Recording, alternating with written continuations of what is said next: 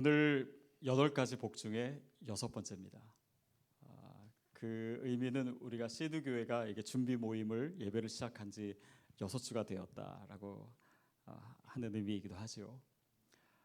그래서 심령이 가난한 자, 또 마음에 애통이 있는 자, 뭐 쭉쭉 이렇게 하다가 오늘은 마음이 깨끗한 자, 마음이 청결한 자는 복이 있나니 그가 하나님을 볼 것이다, 이렇게 얘기하고 있습니다.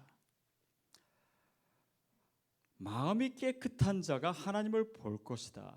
하나님을 본다라고 하는 이 엄청난 선언을 얘기하는데 부수적인 설명이 없어요. 그냥 하나님을 볼 것이다 라고 얘기합니다. 아니, 우리가 정말 마음이 깨끗하면 하나님 볼 수 있습니까? 그리고 그 의미는 무엇입니까? 근데 이렇게 엄청난 선언 앞에 설명이 없으면 설교를 준비하는 저로서는 좀 당황할 때가 있습니다. 그러면 기도해요. 늘 이렇게 기도합니다. 하나님, 이번 주만 살려주세요. 그러면 하나님이 또 살려주시고 그러세요. 네, 사실은 이 본문 말씀은 짧고 별로 설명이 없는 것 같지만 사실은 성경 전체가 이 본문을 설명하고 있다라고 생각할 수도 있습니다. 그렇다면 마음이 청결한 사람이라고 하는 것은 무엇일까요? 여러분 한번 떠올려 보세요. 여러분이 아는 분 중에 정말 마음이 가장 순결하고 가장 깨끗한 사람은 누구입니까? 그 사람이 자기 자신이라고 생각하시면 한번 손 들어보세요. 누군가가 떠올려지죠. 그런데 그분이 정말 그렇게 순수하고 마음이 깨끗하다면 그가 하나님을 볼 수 있을까요? 아니, 그렇다면은 하나님을 본다라고 하는 의미는 도대체 무엇일까요? 여기서 마음이 깨끗하다라고 하는 그 단어는 이 카타로스라고 하는 이 헬라어인데 그것은 이 오염된 상태, 더러운 상태에서 깨끗이 씻어서 정결케 되는 것을 의미합니다. 또 철을 재련해서 불순물을 다 없앤 그런 순수한 상태, 그것을 카타로스라고 해요. 자, 그런데 그 마음이 정결하다라고 하는 의미는 사실은 우리가 생각하는 순수하고 또 그냥 이렇게 순진해 보이는 그런 것과는 좀 다릅니다. 하나님을 볼 수 있다. 마음이 정결한 자가 하나님을 볼 수 있다. 도대체 우리가 얼마큼 순수해야지 하나님을 볼 수 있을까요? 어떤 엄마가 아이한테 이렇게 케이크를 만들어 줬어요. 근데 아이가 케이크를 이렇게 먹으려고 먹다 보니까 이 맛이 약간 이상한 거예요. 엄마, 이 케이크에서 좀 이상한 냄새가 나요.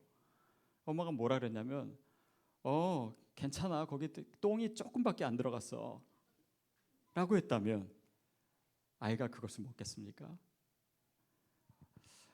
우리가 이 죄에 대해서 그냥 웬만한 죄는 괜찮고 아주 큰 죄, 법적으로 아주 큰 형벌이 주어지는 그런 죄를 짓지 않았기 때문에 나는 죄의 문제에 대해서 자유하다, 아니면 이 죄의 문제가 나에게 그렇게 심각하지 않다라고 생각한다면 나에게는 그럴 수 있고 또 각각 다른 기준을 가질 수는 있지만 하나님께는 그렇지 않습니다. 왜냐하면 죄라고 하는 것은 하나님은 죄 안에 거하시지 않기 때문에 죄인인 우리가 하나님과 교제하기 위해서는 이 문제가 해결돼야 됩니다. 그냥 내가 괜찮다라고 해서 괜찮다라고 할 수 있는 문제가 아니에요. 왜냐하면 이것은 하나님과 우리와의 관계에 대한 문제이기 때문입니다. 오늘 본문은 마음이 청결한 자를 얘기하고 있어요. 마음이, 외모가 아니라 마음입니다. 우리의 마음이. 외모가 아니라서 다행이죠. 근데 보십시오. 이게 외모를 얘기하고 마음을 얘기할 때 제 머릿속에 이렇게 떠오르는 이 성경 인물이 사울과 다윗입니다. 근데 사울이 정말 얼굴도 잘생기고 또 키도 크고 정말 다른 사람들이 다 좋아할 만한 그런 모습을 하고 있었는데 하나님께서 결국은 사울을 버리십니다. 그리고 그때 하셨던 말씀이 뭐냐면 사람은 외모를 보거니와 나 여호와는 마음의 중심을 본다라고 얘기해요. 다행이지요. 외모를 안 보고 마음을 본다라고 하는 것은 다행해서 한번 생각해 보십시오. 여러분, 외모가 별로라고 해서 마음이 좋습니까? 꼭 그런 것은 아니에요. 어떤 사람은 외모도 별로고 마음도 별로일 수 있습니다. 근데 하나님이 중심을 보신다라고 하는 것은 무엇입니까? 특별히 다윗을 가리켜서 하나님의 마음에 합한 자라고 얘기해요. 근데 다윗을 보면 사실은 그가 죄를 저지르지 않았거나 정말 뭐 도덕이나 윤리적인 면에서 아주 순결한 사람은 분명 아니었습니다. 그는 사실 허물이 많은 사람이었어요. 그런데 그 허물의 사함을 받고 용서를 받은 그 다윗이 그 하나님과의 친밀한 관계 속에서 하나님을 잘 아는 자였습니다. 그래서 다윗은 뭐 이런 얘기, 주께서는 번제를 기뻐하시지 않습니다. 근데 그것은 우리에게는 있어 그 하나님이 제사보다도 정말 원하시는 우리의 마음이지 이렇게 쉽게 생각할 수 있지만 구약의 사람들에게는 그렇지 않았어요. 하나님께 나아갈 수 있는 유일한 방법이 제사였던 시대에는 그런 말을 하기가 쉽지 않았습니다. 그러나 다윗은 하나님의 마음을 알았어요. 하나님과 친밀한 관계가 있었습니다. 우리가 정말 친밀한 관계에 있는 사람은요, 그 사람이 뭘 좋아하는지 뭘 싫어하는지를 알아요. 내 아내가 짜장면을 좋아하는지 짬뽕을 좋아하는지 알아요. 아니면 둘 다 좋아하든지. 그러니까 하나님의 마음을 안다라는 것은 그분과의 관계를 의미합니다. 결국 이 하나님의 마음에 합한 자다라고 하는 것은 다윗의 행실의 차원이 아니라 다윗과 하나님과의 관계의 문제였어요. 시편 32편 1절에 이렇게 얘기합니다. 우리 같이 한번 읽어볼까요? 제가 읽겠습니다. 시작. 제가 읽으면서 시작하면 안 되죠. 허물의 사함을 받고 자신의 죄가 가려진 자는 복이 있다. 이 다윗의 고백이에요. 자기의 허물이 사함을 받고 하나님께서 나의 죄를 가려주셨어요. 그것이 감격스럽고 그것이 기쁘고 하나님이 나를 얼마나 사랑하시는지, 내가 죄인임에도 불구하고 하나님 내 옆에 계시고 나와 함께 하시고 이 그 하나님과 동행하는 삶을 살았기 때문에 그 죄와 허물에도 불구하고 그 하나님을 고백할 수 있는 것, 하나님이 좋아하시는 것이 무엇인지 싫어하는 것이 무엇인지를 알고 있는 모습입니다. 그래서 마음이 깨끗하다라고 하는 것은 행실의 문제가 아니에요. 그것을 넘어서 있습니다. 그것은 내가 무엇을 했느냐, 내가 무엇을 안 했느냐의 문제를 넘어 하나님께서 나의 마음을, 나를 정결케 하시기 위해서 그분이 무엇을 행하셨는가의 문제예요. 거기에 우리의 정결함의 의미가 있습니다. 요한일서 1장 9절 말씀 같이 읽겠습니다. 시작. 제가 읽겠습니다. 만일 이게 많이 외우실 거예요. 만일 우리가 우리의 죄를 자백하면 그는 미쁘시고 의로우사 우리를 모든 불의에서 깨끗게 하신다. 우리의 죄를 자백하면, 우리의 죄를 고백하면 하나님께서 우리를 깨끗게 하신다라는 거예요.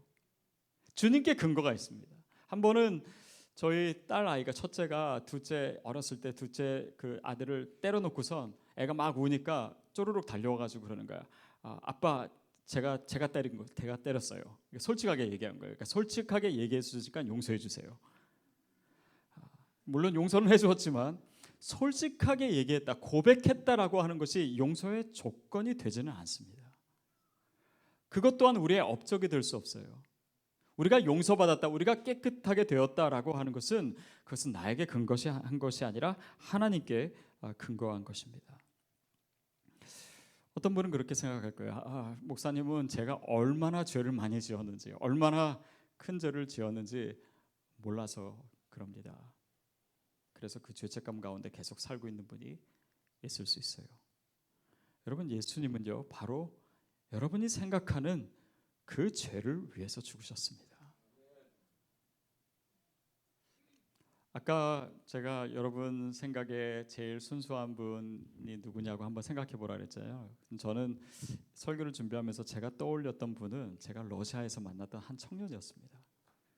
한 아우리치 하면서 한 일주일 좀 넘게를 이렇게 같이 지냈는데, 한 청년이 정말 유난히 얼굴이 맑고 순수하고 또 말수도 많지 않고 정말 아름다운 청년이다라고 느꼈던 그런 그 남자 청년이었습니다. 근데 아우리치를 마칠 때쯤 제가 선교사님께 들었는데 그 청년에 대해서 그 청년의 과거에 굉장히 힘들고 어려운 일이 있더라고요. 그게 뭐냐면 자기 형이랑 싸우다가 그 형을 때렸는데 그 형이 죽은 거예요.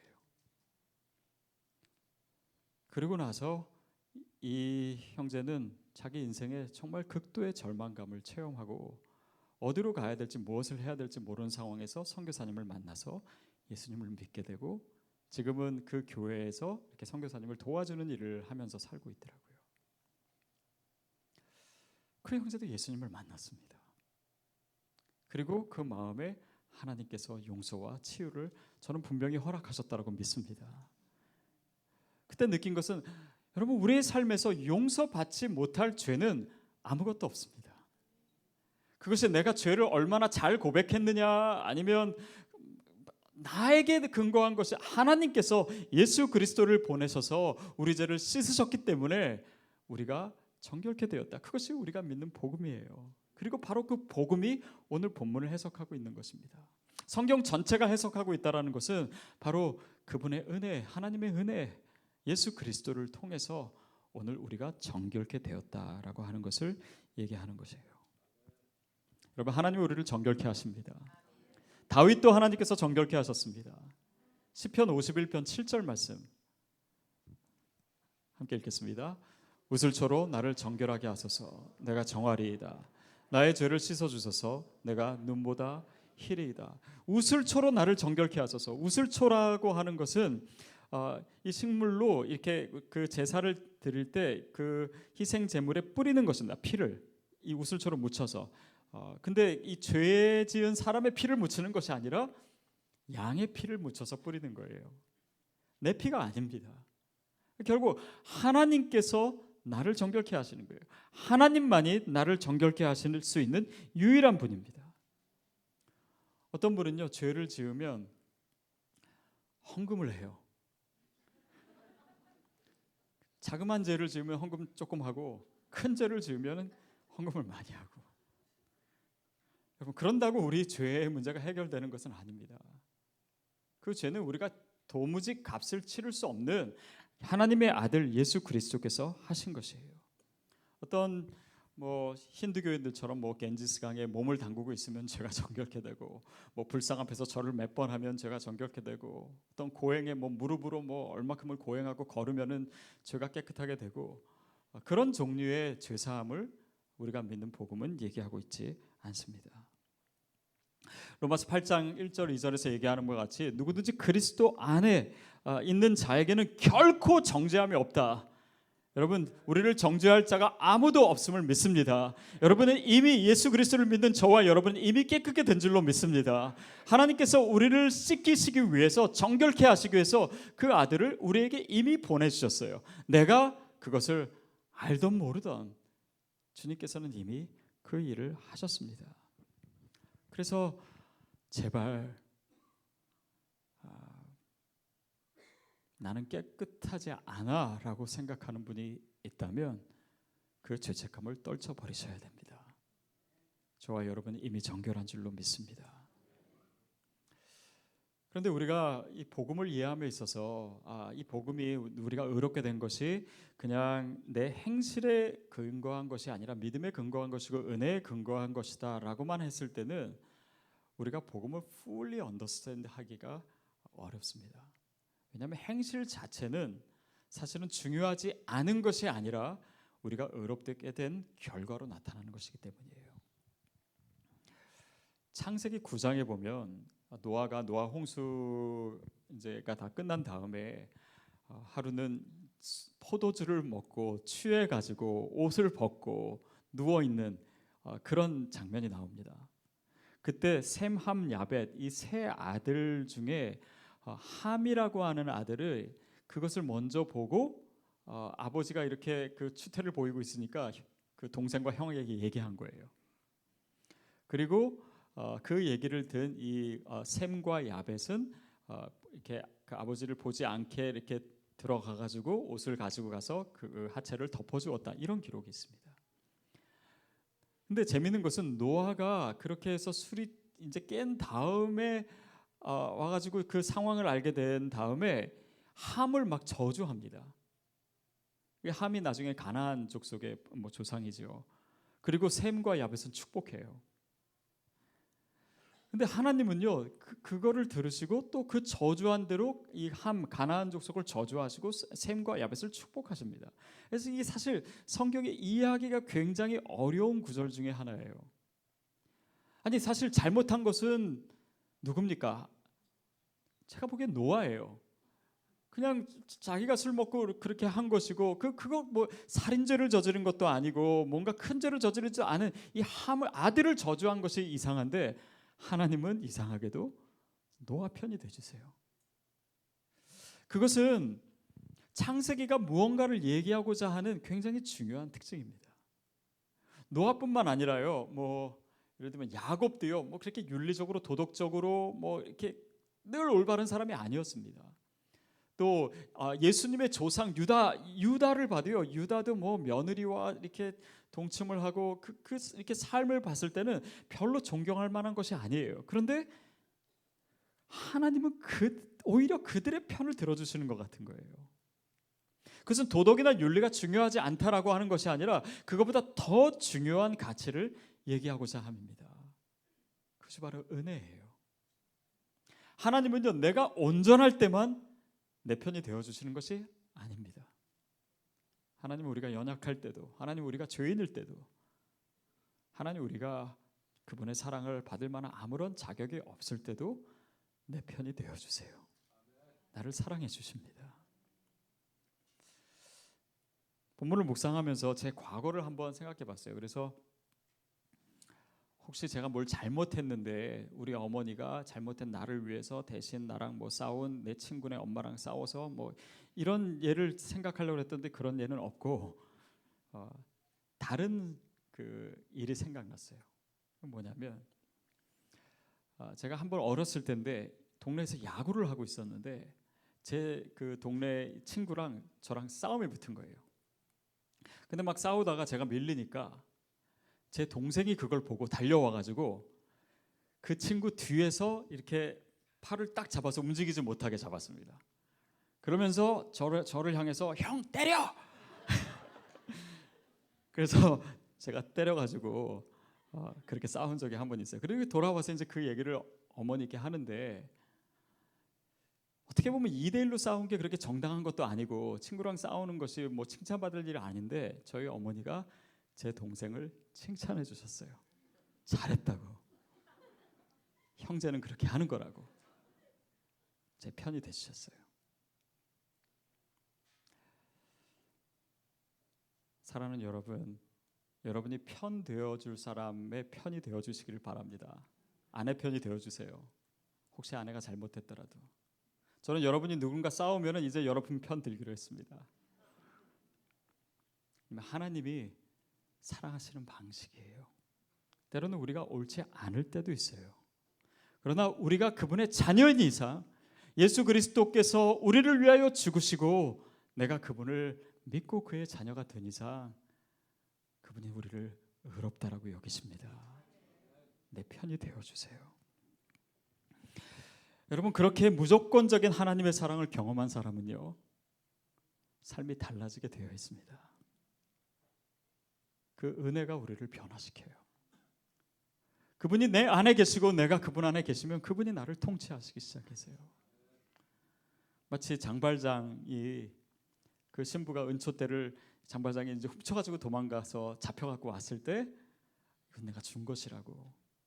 그 사건이 장발장의 인생을 달라지게 했듯이 예수 그리스도를 만난 저와 여러분이 그렇게 달라지고 있음을 믿습니다. 그 은혜는 우리 삶을 변화시키는 능력이에요. 자, 그래서 그런지 노아는요, 그 이후로 350년을 지내며 살다가 다시 사고 쳤다는 얘기가 없습니다. 아마 술도 끊고. 근데 창세기 좀 더 앞에 보면은요, 당대의 완전한 자라. 후대의 사람들은 그렇게 기억하고 있어요. 편이 되어 주신 하나님, 우리를 용서해 주신 하나님, 우리를 의롭다 하신 그 하나님이 오늘 우리의 삶을 정결케 하고 계신 줄 믿습니다. 그것이 이 정결케 되는 과정이에요.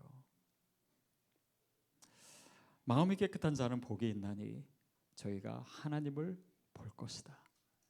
하나님을 본다라고 하는 의미가 무엇일까요?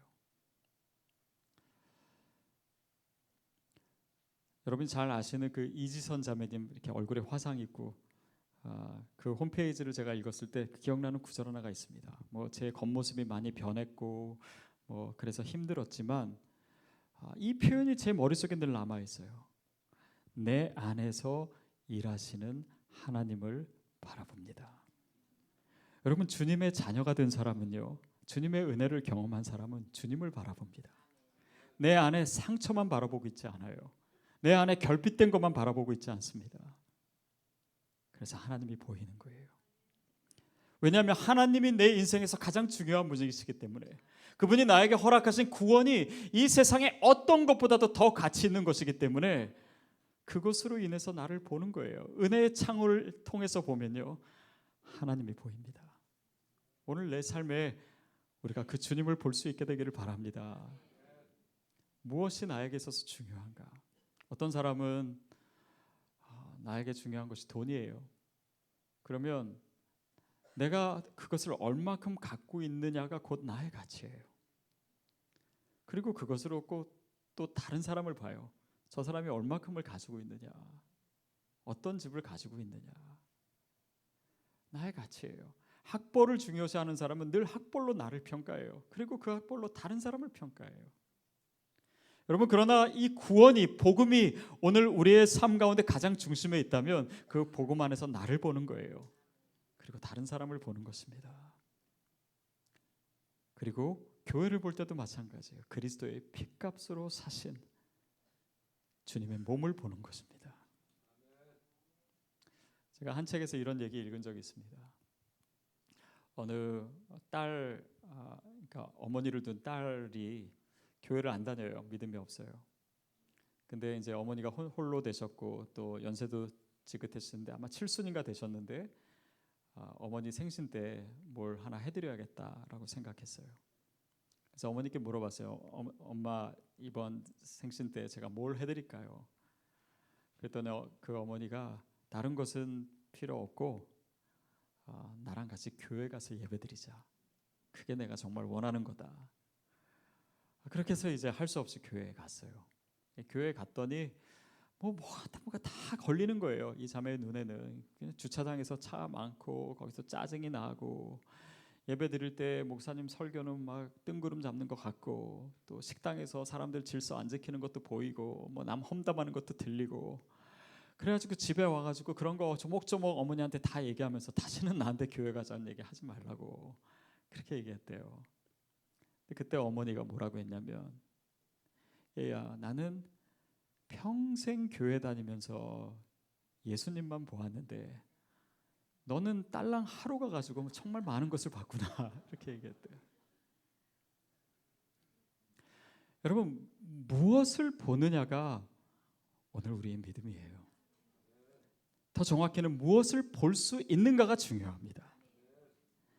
여러분, 내 안에서 하나님을 본다면요, 나의 부족함, 나의 연약함, 나의 결핍함도 있지만 내 안에서 일하시는 하나님, 나를 온전케 하시는 하나님을 보게 될 줄로 믿습니다. 그렇기 때문에 내 자신에 대해서 절망하지 않아요. 내 안에 그리스도 안에서의 소망을 갖게 되는 것입니다.